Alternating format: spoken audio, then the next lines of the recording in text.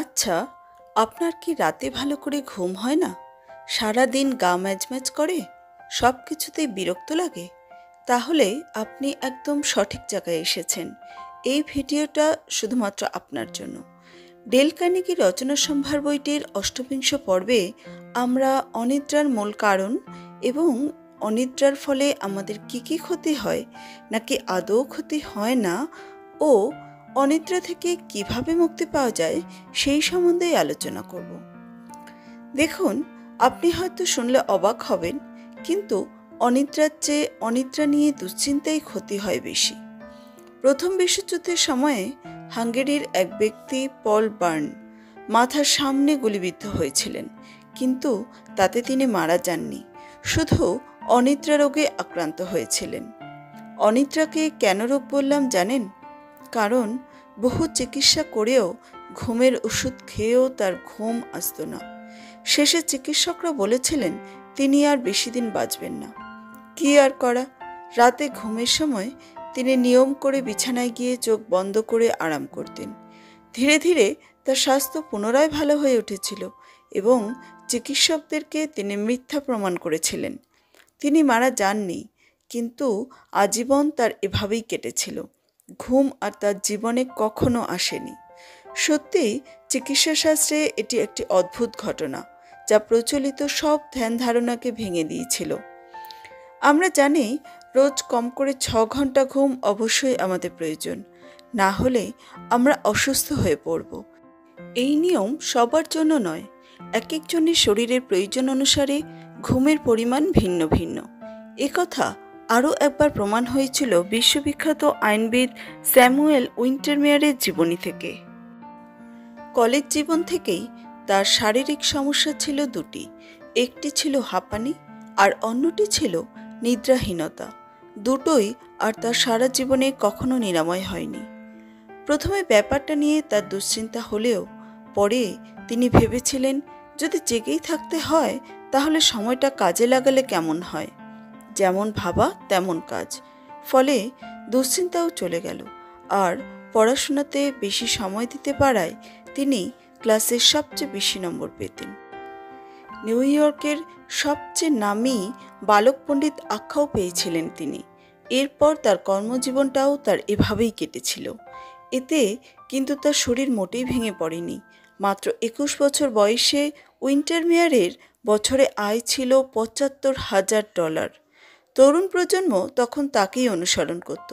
1931 সালে একটি মামলায় তাকে ফিস দেওয়া হয়েছিল নগদ $10 লক্ষ। পৃথিবীতে তখনও পর্যন্ত কোনো আইনজ্ঞকে কেউ এত টাকা ফিস দেয়নি। সুতরাং ঘুম আসছে না তা নিয়ে দুশ্চিন্তা না করে কেন ঘুম আসছে না সেটা নিয়ে একটু চিন্তা করুন। হয়তো আপনার মনে কিছু আনসলভড ইস্যু আছে, পারলে তার সমাধান করুন। আর যদি তা না পারেন, তাহলে সাদা কাগজে মনের যন্ত্রণার কথা লিখে আগুনে পুড়িয়ে ফেলুন। এটি পরপর কিছুদিন করুন, দেখবেন মন শান্ত হয়ে যাবে, এরপর ঘুম আসবে।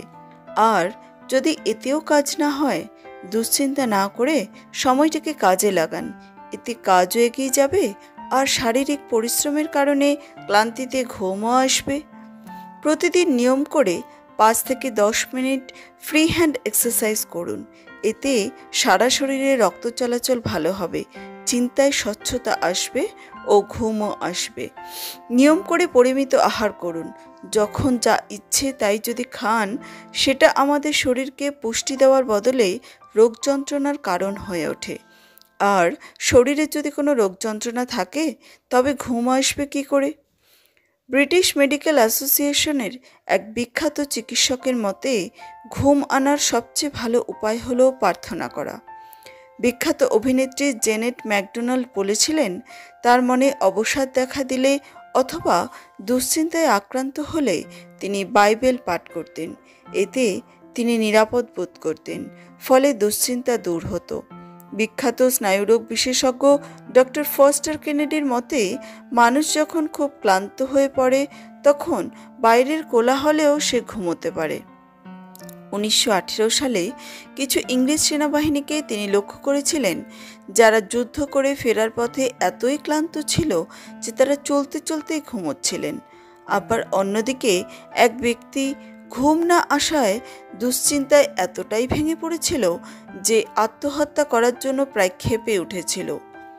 ডক্টর হেনরি লিঙ্ক তাকে বুঝিয়েছিলেন, যদি আত্মহত্যা করতেই হয় তবে বীরের মতো করুন। আপনি আপনার বাড়ির চারপাশে ততক্ষণ দৌড়তে থাকুন যতক্ষণ না আপনি পড়ে মারা যান। লোকটি ঠিক তাই করেছিল। সে যখন দৌড়তে থাকে তার ভালো লাগে। এভাবে কয়েকবার দৌড়ে ক্লান্ত হয়ে সে ঘুমিয়ে পড়েছিল।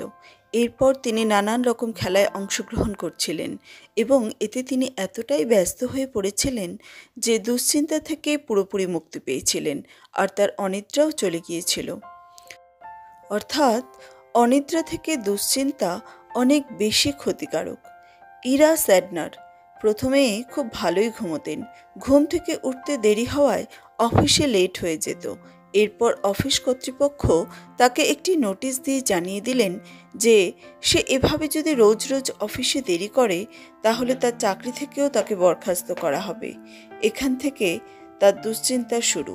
এরপর তিনি ঘড়িতে অ্যালার্ম ব্যবহার করতেন, কিন্তু ধীরে ধীরে দুশ্চিন্তায় তার ঘুম চলে গিয়েছিল। অ্যালার্ম ঘড়ির টিকটিক শব্দে তার ঘুম আসত না। সারা রাত তিনি জেগে বসে কাটাতেন।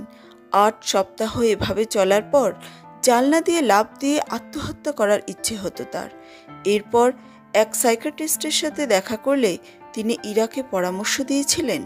ইরা যেন মনে মনে বলে, ঘুম না আসলে না আসবে, তাতে কি, তার শুধু বিশ্রাম চাই।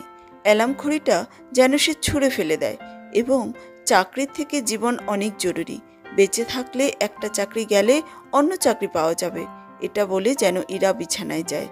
ধীরে ধীরে ইরা সব দুশ্চিন্তা চলে গেল এবং আবার সে 8 ঘন্টা করে নিশ্চিন্তে ঘুমোতে পারতেন।